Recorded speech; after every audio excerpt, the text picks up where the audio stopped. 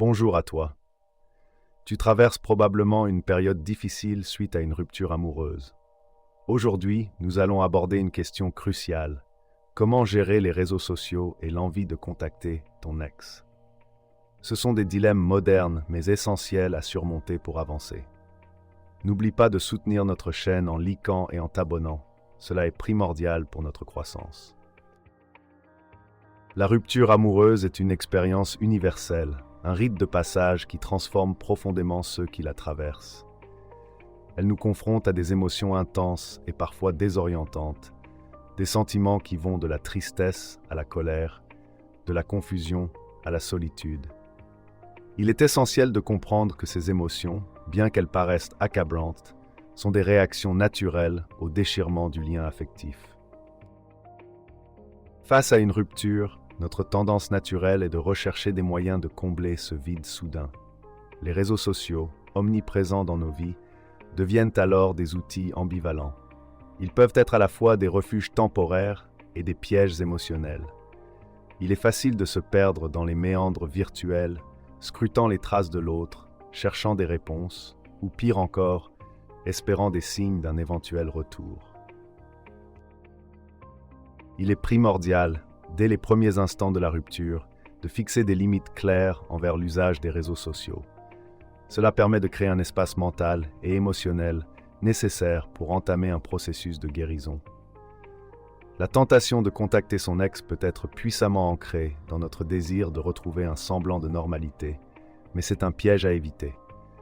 Laisser le temps et l'espace est crucial pour se recentrer sur soi-même. En temps de rupture, embrasser les principes stoïques peut offrir une ancre de stabilité et de résilience. Se rappeler que notre paix intérieure ne doit pas être soumise aux événements extérieurs et que nous possédons la force intérieure pour surmonter cette épreuve. En adoptant une perspective stoïque, nous réalisons que la rupture est une occasion de réflexion, de croissance personnelle et de renforcement de notre caractère. Lorsqu'une relation se termine, une cascade d'émotions soudaines peut déferler sur nous. Comprendre ces réactions émotionnelles est crucial pour commencer un processus de guérison. La première réaction que beaucoup rencontrent est le choc. Ce choc, c'est une sorte de stupéfaction où l'esprit refuse d'accepter la réalité de la rupture. Ce phénomène engendre souvent un état de torpeur ou une impression d'être déconnecté de la réalité. Avec le temps, le choc se dissipe et la douleur commence à s'installer. Cette douleur peut se manifester de différentes manières. Un sentiment de perte aiguë, une peine profonde qui semble se loger dans chaque fibre de notre être. Il est essentiel de reconnaître cette douleur non pas comme un ennemi, mais comme un compagnon passager.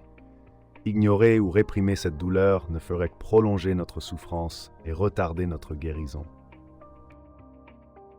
Suivant la douleur, nous pouvons être submergés par une colère intense. Cette colère, parfois dirigée vers nous-mêmes ou vers l'autre, peut sembler tout consumante. Une partie de la guérison passe par l'acceptation de cette émotion sans céder à ses impulsions destructrices. Il nous appartient de maîtriser notre colère et de la transformer en énergie constructive plutôt que de la laisser gouverner nos actions. Un autre aspect courant est la peur. La peur de l'inconnu, de la solitude et de l'avenir sans la personne que l'on a perdue. Cette peur peut souvent se manifester par de l'anxiété, des troubles du sommeil et une sensation générale d'être perdu.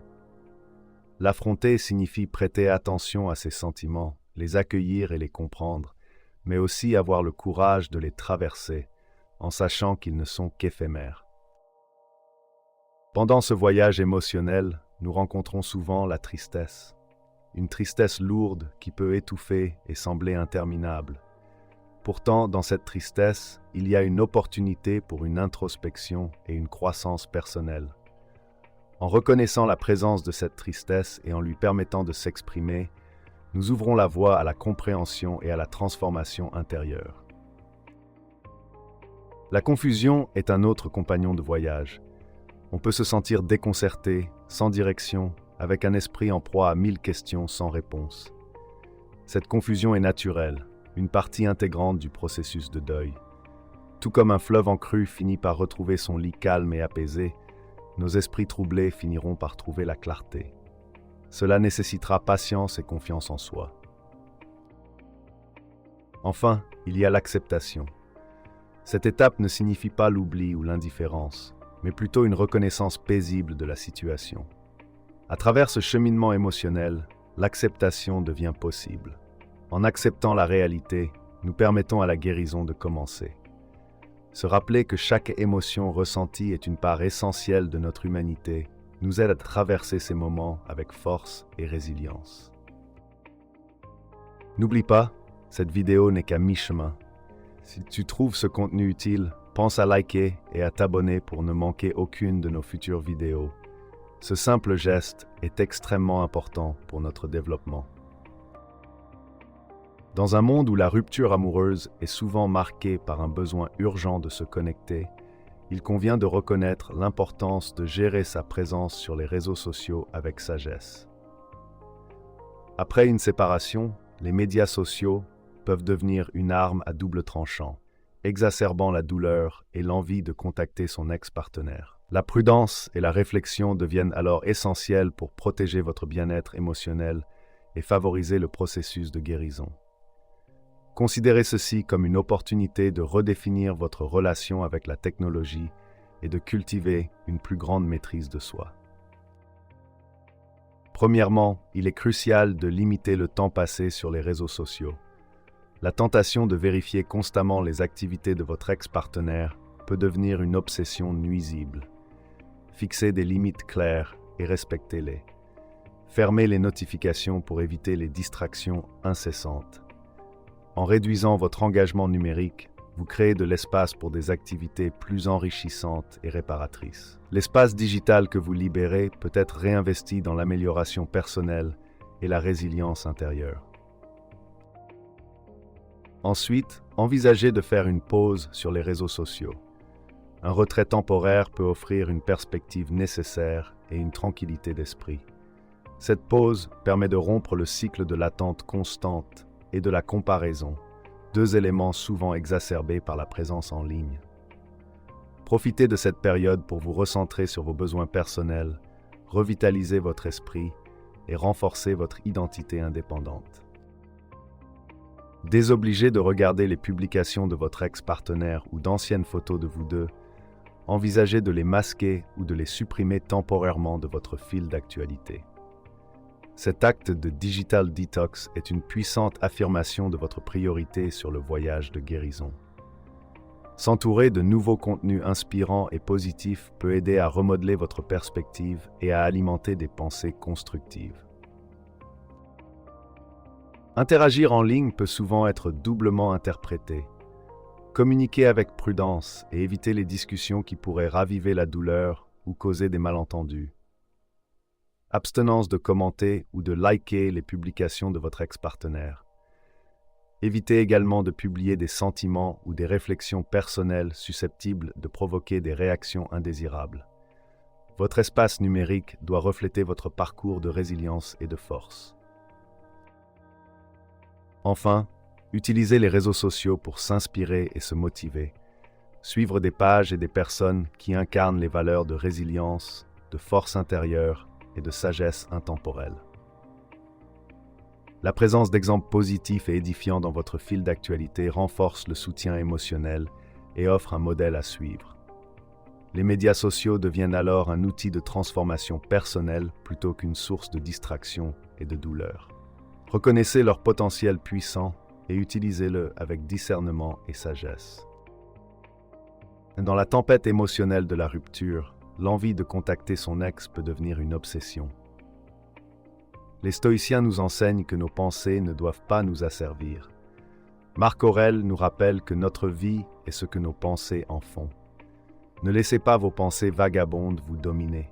Formez-les comme un forgeron forge l'acier pour bâtir une sagesse et une force intérieure durables. La discipline mentale est cruciale pour garder le cap. Plutôt que de se concentrer sur ce qui est perdu, dirigez votre focus sur ce qui est encore à gagner. Épictète nous dit « Ne cherchez pas que les événements arrivent comme vous le souhaitez, mais souhaitez qu'ils arrivent comme ils arrivent et vous prospérez. Acceptez la réalité et détournez votre esprit vers votre propre développement personnel. Tenir un journal de gratitude peut être une stratégie efficace pour rediriger vos pensées.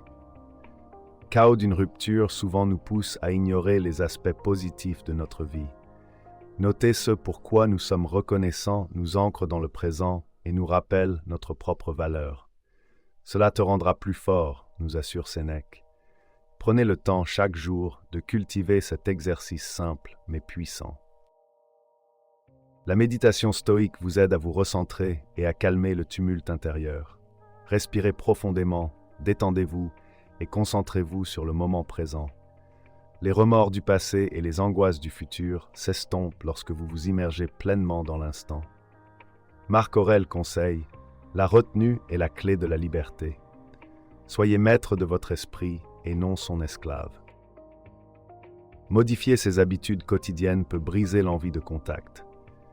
Si vérifier votre téléphone devient tentant, engagez-vous dans une activité physique ou créative à la place. La discipline stoïque passe aussi par le corps. Musclez-vous, non seulement physiquement, mais aussi mentalement. Ne laissez pas taoler psyché par des futilités, insiste Épictète. Élevez-vous par l'action. Les réseaux sociaux peuvent être un piège. Si vous vous sentez poussé à espionner la vie de votre ex en ligne, rappelez-vous que ça ne sert qu'à entretenir le feu de l'envie. Marc Aurèle écrit « La tranquillité ne vient pas de ce qui t'arrive, mais de ta façon de le percevoir. » Prenez du recul et considérez si cette action vous aide vraiment à avancer. L'homme stoïque se connaît et se comprend. Utilisez la rupture comme une opportunité de vous redéfinir. Identifiez vos valeurs, vos passions et poursuivez-les avec dévouement. Sénèque nous rappelle « Il n'est pas de vent favorable pour celui qui ne sait où il va. » Faites de cette période un temps de construction plutôt que de destruction. Votre avenir repose entre vos mains. Rejoindre un groupe de soutien ou faire appel à un mentor peut aussi s'avérer providentiel. Les stoïciens valorisent l'amitié vertueuse, qui est basée sur le soutien mutuel et l'amélioration personnelle. Trouvez des personnes qui partagent vos valeurs et qui peuvent vous guider. Sénèque nous dit « La solitude est la pire des compagnies. » Choisissez votre compagnie avec sagesse. Enfin, rappelez-vous que le chemin de la guérison est un processus. Les avancées lentilles mais constantes construisent la résilience. Accueillez chaque jour comme une nouvelle chance de croître. Marc Aurèle nous confie « La perfection de la vie est d'agir en accord avec la nature. » Acceptez ce qui est, travaillez avec constance vers ce qui doit être. Vous êtes l'artisan de votre propre résilience. Dans ce chapitre, nous allons explorer les étapes essentielles pour se reconstruire et créer une vie nouvelle et épanouissante après une rupture amoureuse. Le premier élément clé consiste à accepter pleinement la fin de la relation. Plutôt que de vous focaliser sur ce qui a été perdu, concentrez-vous sur ce que vous pouvez apprendre de cette expérience. Chaque rupture est une occasion de croissance personnelle et de développement de votre résilience. En intégrant cette perspective stoïcienne, vous commencez à voir la rupture non pas comme une fin, mais comme un nouveau départ. Cela peut sembler difficile au début, mais rappelez-vous que la douleur est temporaire et que chaque moment difficile est une opportunité de bâtir un futur plus fort et plus sage. La deuxième étape consiste à prendre soin de soi physiquement et mentalement. En accord avec les principes du stoïcisme, veillez à maintenir un corps et un esprit sains. Engagez-vous dans des activités physiques régulières, telles que la course, la natation ou la musculation. Écoutez votre corps et donnez-lui ce dont il a besoin. En parallèle, nourrissez votre esprit avec des lectures inspirantes et des réflexions profondes. Des œuvres de philosophie, de poésie ou de littérature classique peuvent vous apporter une perspective nouvelle et un réconfort puissant. N'oubliez jamais que la force intérieure se renforce aussi par l'effort physique et mental régulier. Créez une routine quotidienne qui vous aide à vous centrer et à vous recentrer. Le matin, commencez par quelques minutes de méditation ou de visualisation. Imaginez la vie que vous souhaitez construire et visualisez chaque détail avec soin. Ensuite, passez à une activité physique pour éveiller votre corps et stimuler votre énergie.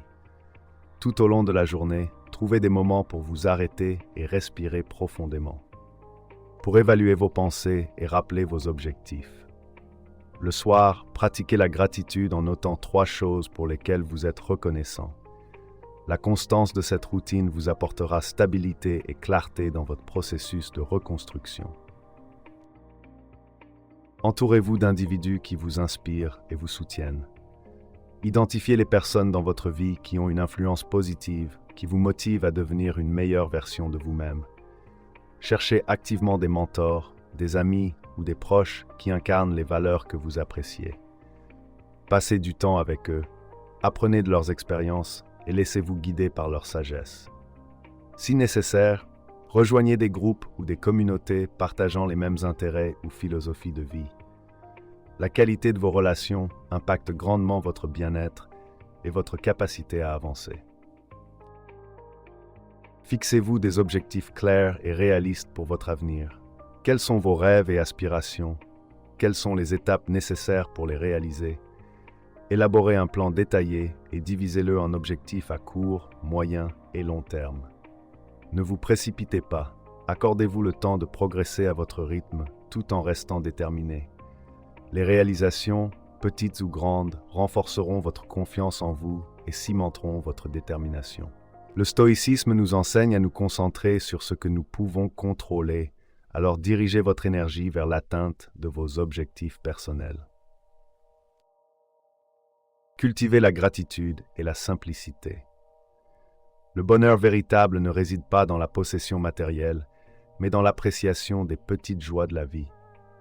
Prenez le temps chaque jour d'exprimer votre gratitude pour les éléments simples qui vous entourent, la nature, la santé, les relations sincères.